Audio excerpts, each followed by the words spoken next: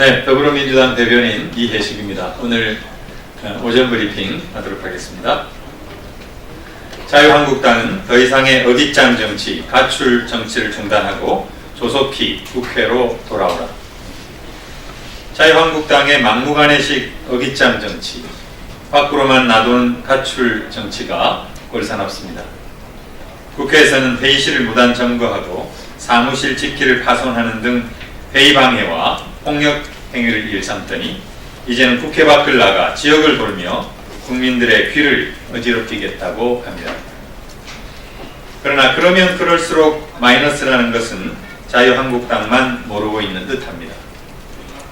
어제 나경원 원내대표는 서울 지역 집회에서 1970년대 유신헌법과 독재 얘기를 많이 하지만 그때는 개발을 위한 독재였다며 마치 개발을 위한 독재라면 문제가 없다는 식의 발언까지 내놓았습니다. 이 또한 역사에 대한 다양한 해석입니까? 5.18 망언, 반민특위 망언에 이은 군사독재 망언이며 망언 3종 세트의 결정판입니다. 회의를 방해하며 국회에서 독재 타도를 외치다 장외에서 독재의 본령인 군사독재를 옹호하다니 한편의 코미디가 아닐 수 없습니다. 과연 독재의 뜻을 알고나 하는 말인지 의심스럽습니다.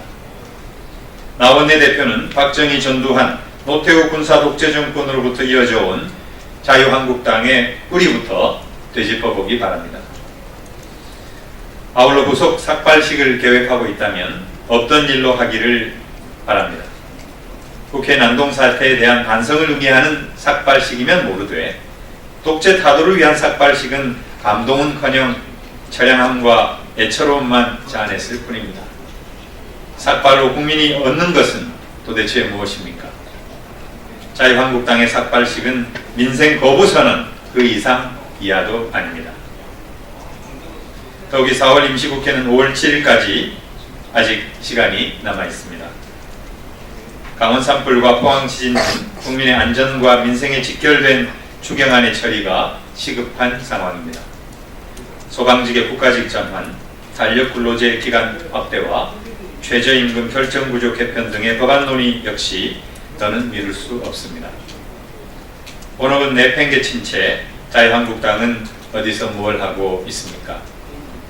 대개는 사용자의 허락 없이 근무시간에 근무지를 이탈하여 업무에 태만하면 해고 또는 징계 사유가 됩니다. 국민은 자유한국당의 가출 정치와 업무 거부를 허락하지 않았습니다. 자유한국당 해산을 요구하는 국민청원이 170만 명을 돌파한 것은 이에 대한 반증입니다. 집 나가면 고생이라는 말이 괜히 있는 게 아닙니다. 자유한국당은 더 이상의 어깃장 정치, 가출 정치를 중단하고 조속히 국회로 돌아오십시오. 더 이상의 불필요한 정쟁을 중단하고 이제라도 민생과 경제를 위해 열심히 일하라는 국민의 명령을 받들기 바랍니다.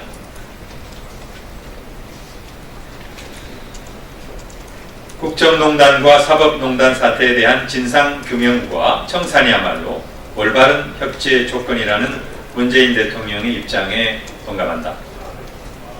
문재인 대통령이 어제 사회 원로들과 가진 오찬 간담회에 모두 발언해서 국정농단, 사법농단 사태를 언급하며 밝힌 입장은 시사하는 바가 큽니다. 문 대통령은 야당 등과의 타협과 협치가 기묘한 것이지만 그렇다고 원칙 없는 협치, 무조건적인 타협은 옳지 않다는 입장을 견지한 것으로 평가합니다. 문 대통령은 빨리 진상을 규명하고 청산이 이루어진 다음 그 성찰 위에서 새로운 나라를 만들어 나가자는 데 공감한다면 얼마든지 협치하고 타협할 수 있을 것이라고 말하면서 진정한 타협과 협치의 조건을 밝혔습니다. 전 정권에 의한 국정농단과 사법농단 사태는 사법적 절차가 진행 중에 있습니다. 문 대통령은 진상규명과 청산과 관련해 최소한 사법 절차는 마무리돼야 한다는 점을 강조한 것입니다. 또한 문 대통령은 삼권이 분립한 민주주의 국가에서 살아있는 수사에 개입하는 것도 있을 수 없는 일이라는 점을 상기시키면서 일각의 무조건적인 적폐청산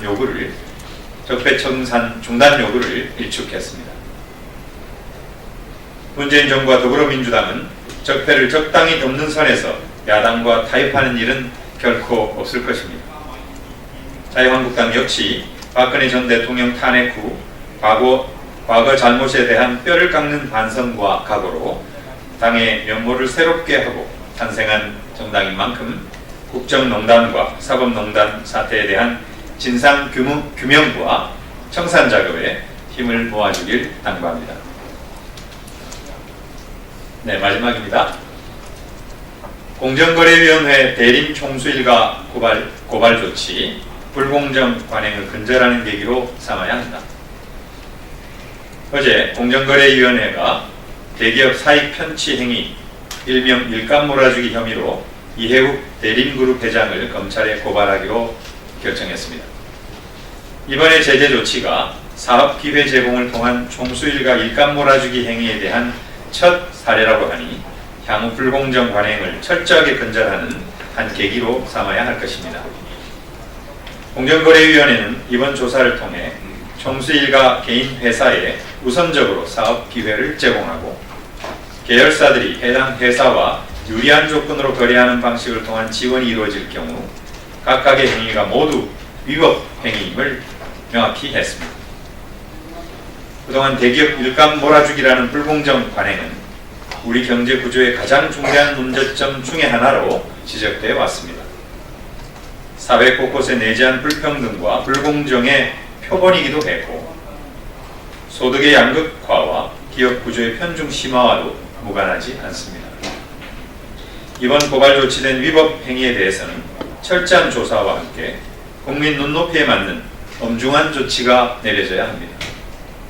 또한 부당하게 취득한 이득은 단돈 1원까지도 국고로 환수해야 할 것입니다.